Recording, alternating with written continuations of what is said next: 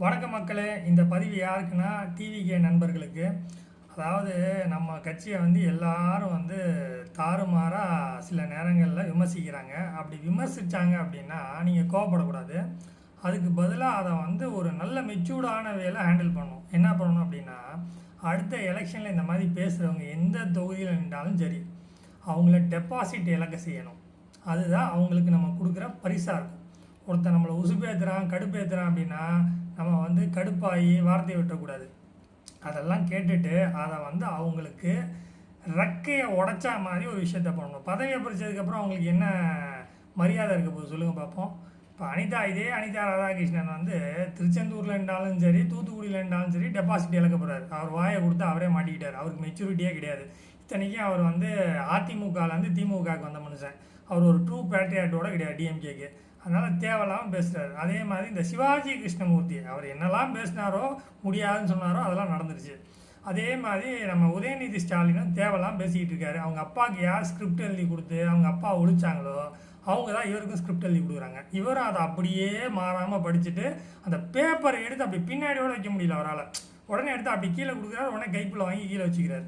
So இந்த மாதிரி இவர்களுக்கு எதுவுமே பேசிக்காக தெரியாது. எல்லாமே ராஜா விட்டு கண்ணுக்குட்டி. ஸோ இவங்க தோற்று போனது ஷாக்கிங்காக இருக்கும். ஏன்னா காசு கொடுத்தோம், நம்ம பவர்லாம் வச்சுருந்தோம், எல்லாமே பண்ணியிருந்தோம், அரசாங்கமே நம்மளுக்கு தான் வேலை பார்த்துச்சு, எப்படி தோற்றோம் அப்படின்ற அந்த கோபமும் வெறியும் இருக்கட்டும்.